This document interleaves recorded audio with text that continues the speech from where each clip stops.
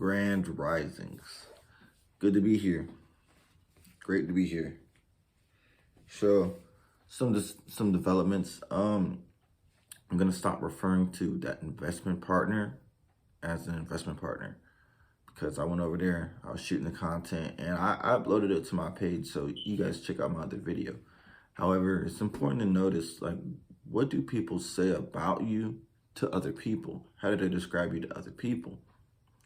And the reason that's relevant is because when I was leaving from doing the content, he was driving me to the train station and he got a phone call. And he was talking to somebody on the phone. He was like, oh yeah, I'm just taking this guy to the train station. I was like, he didn't call me his partner. And the thing is, I think about him as my partner. I'm gonna give a contract that says I'm working with him to renovate this project under a scope of work as an engagement. So even if I was like, if I was someone's realtor, I'd be their realtor. Or if I was someone's business partner who's gonna help them get across the finish line to get their home renovated, get their home sold, and then have it sold at the highest price, I would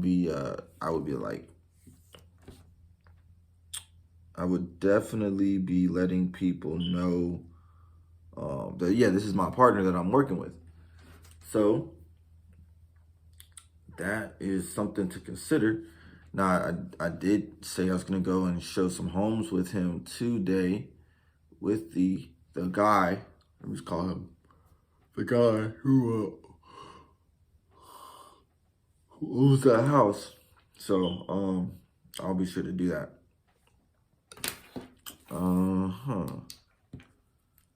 So the other thing is that my mom, she actually is taking a trip out of town this weekend. It's Memorial Day weekend, to go see her sister, and they're gonna go visit like where they grew up in Maryland and Philadelphia and Philly and Jersey. Which I was like, yeah, Mom, that's really exciting for her, because my aunt, like, it's like, yeah, she doesn't even live in Maryland anymore. She used to live in Maryland, but she lives in Florida now. But my aunt and my mom are gonna meet in Maryland, and I dropped my mom off at the airport. And it's fun that she's like, she's able to go travel to the place where she grew up, and hopefully she'll reach out to me and FaceTime me. I'll be able to see what it was like where she grew up at. Because, I guess the city's changed. She grew up in the city in Philly. And I think she had fun, but I think she was telling me some stories about, actually, she was telling me about this near-death experience where she literally got held up as a 5-year-old in a gas station across the street. Where she was like, yeah, they lit it, like she was like in a hostage situation. It's like, she was like, yeah, Cam, I was 5 years old. My mom had gave me some money to go to the gas station across the street. And she was like, you better bring me my change back. And she got back on the phone with whoever she was talking to, because she stayed on the phone all the time. Then I went over across the street to the store, and then like one or two guys I remember came in, and they just had us line up, and they was like, all right, give us your money, empty your pockets.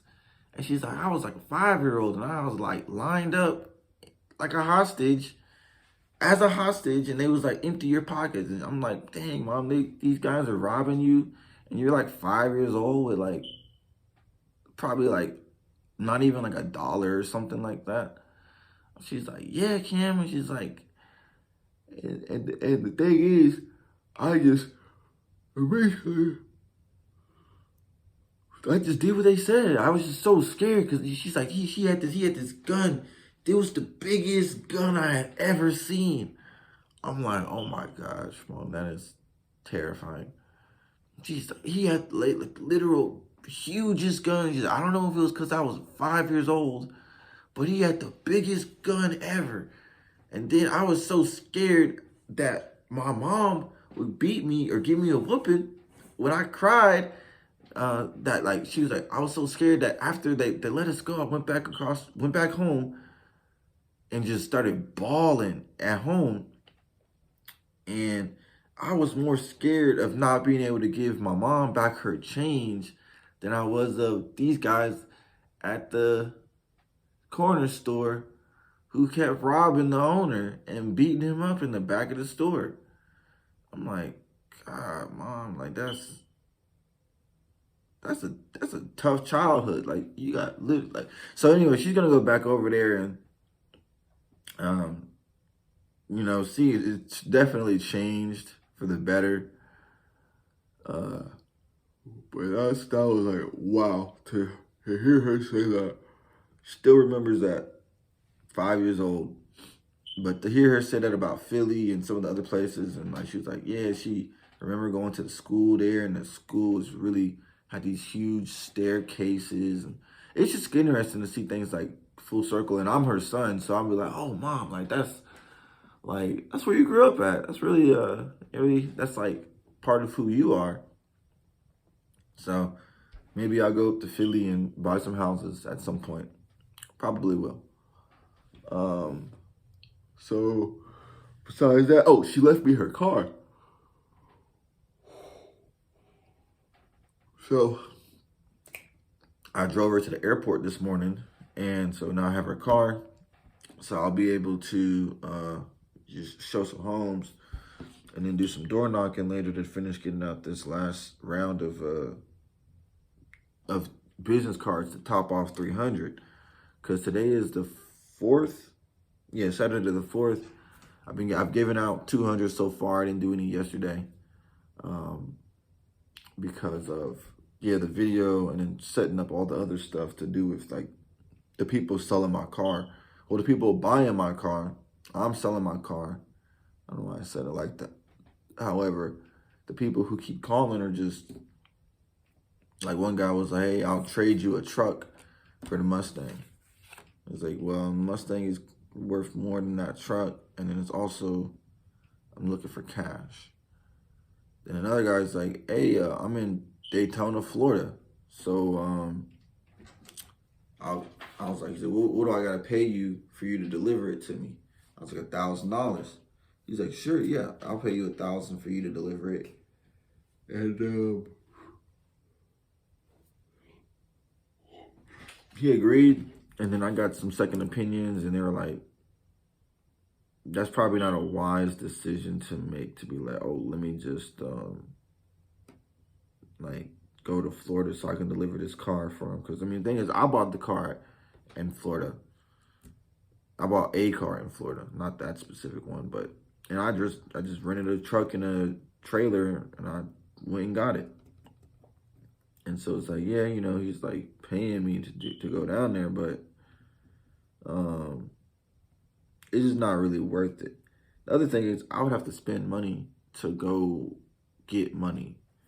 So it's like, that's definitely moving backwards when like anybody could just, I'm in Georgia, right? Anybody could drive up from Florida, Tennessee, Alabama, Mississippi, South Carolina to come to get the car. So there's that. So I'm not gonna do that. And other people, the people who buy the cars have no idea how to negotiate. Like they literally are terrible negotiators. They'll call, like 2 people called in, was like, hey, yeah, I'm interested in the car and stuff, and this is so and so. So what's your bottom price? What's the lowest you'll take? Like it's like, the lowest I'll take is what it's listed for. Like it's listed for 5,000, I'll take 5,000. That's the lowest I'll take. He's like, oh, well, you're not really trying to work with me. And I'm like, well, you don't have any money. Like you're just a voice on a phone. I don't even know who. Like you could just be spitballing and just spitballing, right? You know what I'm saying? Like if you was here, really trying to make a deal in my face, then I'd be like, okay, well, like let's work a deal out. I'll let you really know what I can take. But it's like, I'm talking to you on the phone, and it's just like, why would I tell you? I have no idea who you are, and I don't even know if you're really gonna buy it. And in fact, the people who like the first guy who said that, he was like, oh, okay, well, I'll be there at 4. What's your address? I gave him my address. He didn't show up at 4. So it's like, oh, okay, well, so not only like so you lied because you set an appointment with me, then you didn't complete the appointment. So it's like, so if I would have told you this quote unquote bottom price, it wouldn't have mattered anyways, because you weren't gonna come to the appointment to actually like meet me to negotiate. And he was like, oh well, I couldn't figure out, you didn't have any room to negotiate on the price, and it was this and that, and like basically he was like it would cost double to fix it, and then I was seeing on something else it would cost triple to. He was like, it would cost double to get the repairs done, and then it would cost triple to fix it up. Some like lame excuse. I was like, yeah, so you still set an appointment with me that you didn't come to. So it's just like, my point is kind of proven. It's like you weren't serious. Like you're just like one of those tire kickers. And then like another girl, she's the same thing. She's like, what's your bottom price? I was like, I'm like, it's my bottom price is what you see it listed for. It's only been 1 day. And so she's like, oh, well, I really don't know if I'm going to be able to get it because I just don't know, like, what the bottom price is. And I'm just like, well, what do you have in mind to offer? She's like, she's like, well, I don't know because it just seems like it's like a really far off and that's a lot more. And so I'm doing this for my boyfriend and he's trying to figure out, or I'm trying to figure out for him if I'm going to get the car, but I don't really know how much, if I have enough money for it. I'm like, well, what are you trying to offer? And she was like, oh, well, a $2,500. I'm like, that's definitely reasonable. I'm asking $3,000 for a car. You want to offer $2,500. Like, that's something where people are like, oh, let's make a deal. But it's just like, it was just like the people who do the car negotiations are not good at negotiating. Like they're really just not like that good. Cause like if you're like one line is what's your bottom price? It's like that's what the same thing. Like this is what I told the guy. I was like, you don't have any money. So my bottom price is what you see it listed at. And it's just like my bottom price, how much money do you got? Like simple, like it's just one of those things where it's like they have given nothing of value but expect people to cooperate, and it's like there's no reason, like unless I was like, and again it's a car, so people like I'm not driving a car, but it's not like something like, oh, I have to get rid of a car. No one has to get rid of a car. You can just leave it sitting wherever you found it. So it's just kind of like, hey, like, it's just probably just because it's not a high value item like real estate where you actually have to negotiate terms, conditions, and build rapport. People are just able to get by on just like the bare minimum of, tell me how much you would take, and then I'll see if I can figure out how to get that money. Even though I see it listed for a price where I know you would take it. Or even if it's like, I know it's already a deal, but I just feel like I have to always get a deal, even though I always have to get a deal from the seller before I ever buy anything. And it's like, even if they list it as a deal, I just have to get a deal or it's not a good deal. Which is like completely just ignores the fact that it's already a good deal. So it's like there's definitely a group of people out there who are like, it's my way or the highway, and I have to have it my way as a deal, or I'm not going to do the deal. In spite of the fact that inherently or intrinsically, you're already getting a good deal because like the seller is aware of what things also sell for and what they're being bought for. and they just list it at a price where they know it'll sell quickly. So it's like there's like a group of people who are just like one-sided, and they just don't have they don't have like good skills like that. So that's that's pretty much like how that went. I'm gonna list the trailer right after I make this video, and yeah, just finished passing out these business cards. Sent out that one lead. Oh, so came home yesterday. The guy, I was talking with this man who I met earlier that morning. He wanted me to tell him how much his house is worth. So I'm going to send him a postcard to let him know I did. I already sent the other woman a postcard to tell her, like, hey, yeah, this is, just look forward to meeting you and to serving you. So I'll look forward to our appointment next Thursday. What's today? Saturday. So yeah, this Thursday coming up. And then beyond that, I'll just pass out some more business cards, and I'll just try to find out like where my screens are, because they still have not sent in those screens for my rental. And then I'll keep still working on my brokerage license. And I'll finish it as soon as possible. Then after that, some guy may come over and help me try to get this car started, replaced on my Mustang, but he didn't sound solid. So he just sounded like one of those people who was just like, yeah, I'm just actually he was trying to trade me his car for my truck. He was trying to trade me his truck for my car. And I was just like, yeah, I'm not going to do the trade because it's not worth it. It would be better if I just sold the cars and then just bought a truck with the cash from the cars. That way I don't have to, that way I can just get out of the situation, clean slate, think about what I'm actually going to buy, and then move into that. Instead of just like, oh yeah, I'll just do a trade. Like, it's just better to just I'm listening for money, just get the money.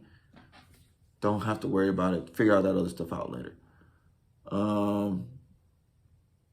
So that is that's what I'm about.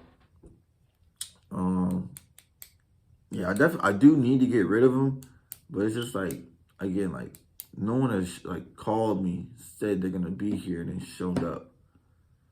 So it's just like I don't really know how serious they are. Anybody could show up and say, oh yeah, or anybody could call and say, I want your bottom price, but hey man, it's called cash on delivery. Where you at? Like, let's make a deal. And I get it. People are like, oh, I'm not going to come out the house until I know I'm going to get a deal. It's just like, it's listed as a deal. Like, it's less than what I paid for it. And I bought it 3 months ago and did repairs. So I knew it was a deal then. It's a deal now. It's only been 3 months. All right. Go cook some breakfast and farewell.